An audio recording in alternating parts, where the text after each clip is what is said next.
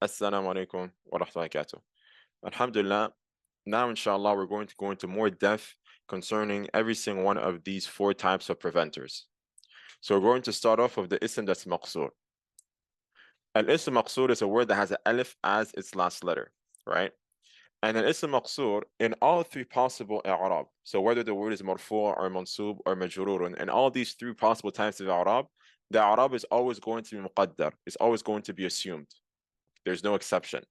So when I say Musa, Musa is marfu' and it's marfu' with a dhamma that's muqaddara, that is assumed, which is at the end of it. Yani. When I say inna Musa likewise is mansub with a fatha muqaddara, with a fatha that's assumed at the end. When I say fi Musa, same principle. So in all three situations, the haraka is assumed. The dhamma, the fatha, the kasra is assumed at the end of it. There's no exception to the rule. Okay? I'm saying this because there are, from these four preventers, there are some where there are certain exceptions that we're going to see. So that's for ism maqsoor. It's very simple. Al-mudaf ila ya mutakallim. So a word that is mudaf to a ya mutakallim, likewise, in all three possible types of i'rab, it is going to be muqaddar. The i'rab is always going to be assumed at the end of it, and you're not going to see it. So when I say kitabi, kitabi is marfu', but it's marfu' for dhamma that is muqaddara, that is assumed at the end of it. Now, why is this the case? Because the ya, as I said in the previous video, the ya, when it becomes mudaf, it forces, or sorry, when it becomes mudaf ilayh, when the ya becomes mudaf ilayh, it forces the word that comes before it to take a kasra. Okay, it's a very tough, if you will, harf, it's a very tough letter that forces the word that comes after to take a kasra. So even though kitabun should have a dhamma at the end, when ya mutakallim comes, it tells kitab you need to take a kasra. So it becomes kitabi. But kitab, in the end of the day, it still remains, it still has its dhamma, but it has to hide its dhamma because ya is a bully, if you will. Okay? So it becomes kitabi. Same thing with inna kitabi. Inna kitabi, kitabi here is mansub, but it's mansub with a fatha that's muqaddara at the end of it. And what's preventing it from being seen is this ya that's coming, and it's forcing kitab to take a kasra. Okay? And the same thing for al-jar here, fi kitabi, even though here the word ends with a kasra, technically speaking, this kasra is not there to show the i'rab, it's just there because the ya is forcing it to be there. Okay? So we still say, Allah alam, that the word will have a kasra that is muqaddara at the end of it. So in all three scenarios or situations, the haraka is assumed. Okay, even when it's majrurun, because this kasra here is not there to show the i'rab, but it's there because the ya is forcing it to be there, quote unquote. So that's for al-mudaf ila mutakallim. So for al-ism maqsoor and al-ism al-mudaf ila mutakallim, for both of these, in all three types of i'rab, the i'rab is always muqaddar, it's always assumed. But that's not the case for these two, as we're going to see. So moving on to the ism manqus. Al-ism manqus is a word that has a ya as its last letter, which is preceded by a kasra. Yani that ya is preceded by a kasra. Okay? So in this scenario, this is where it gets a bit tricky. The i'rab is muqaddar only in raf' and jar.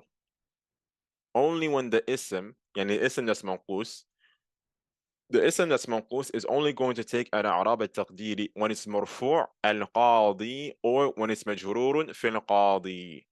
But when it's mansubun, it's going to be seen. Inna al-qadiyah. Al-qadiyah in the nasab, the fath has a parent. Why is this the case?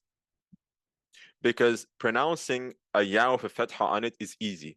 Yeah, it's not hard. But pronouncing a ya with a dhamma on it would be hard. Al-qadiyu, that's hard on the tongue. And likewise, pronouncing a ya with a kasra on it would be hard. Fil qadiyi. But pronouncing a fatha on a ya is easy. Inna al-qadiyah. So because of that, the Arabs, they said for a nasb, we don't need to make it muqaddar because it's easy on the tongue. But for a raf' and a jar, we need to hide it. We need to hide the dhamma. We need to hide the jar or the kasra, sorry, and make it assumed because it's too hard on the tongue to actually say al-qadiyu or al-qadiyi. So al-ism manqus, the Arab is muqaddar only in raf' and jar. Now moving on to the final one, which is a fi'l al-naqis, which is a verb which its last letter is a harf, is one of the huruf al-'alla, so a waw, a alif, or a ya. In this scenario, there's also an exception which is a bit more complex, okay? So for the fi'l al-naqis, we have two groups. We have group AU and AE, and we have group EA. Group AU and group AE means that the alif is going to change to, يعني the A vowel is going to change to a Dhamma vowel, if you will. So what's meant here by A and U is that the A vowel is going to change to a U vowel when it goes into the mudara. And likewise here, it means that the A vowel is going to change to E vowel when it goes into the mudara. So da'a, which is the past tense, becomes yad'u. Baka, which is in the past tense, becomes yabki. So A became E here, but A became U here. Da'a yad'u. Baka yabki. So that's why we say group AU and group AE. So if the fi'l naqis is part of group AU or group AE, meaning that in the past sense, it originally had a vowel, and then that A vowel changed to a dhamma. If that's the case, the i'rab is muqaddar only in marfu'. The i'rab is muqaddar only in marfu'. But we're going to see that when the verb is mansubun, for example, or when the verb is majzumun, then the i'rab is not going to be muqaddar. But if the verb, the fi'l naqis, is part of group EA, meaning that the E vowel changed to an A vowel, so nasiya becomes yansa, so the E became a ya, the E vowel became an A vowel, nasiya yansa. If this is the case, then the i'rab is muqaddar when it's marfu' and mansub. The i'rab is only muqaddar when it's marfu' and mansub. Okay, and likewise, this entire rule that we're covering right now is only applied when the verb is in the mudari, of course, because when the verb is in the past tense, like da'a, baka, and nasiya, the verb is mabni, it doesn't have an i'rab.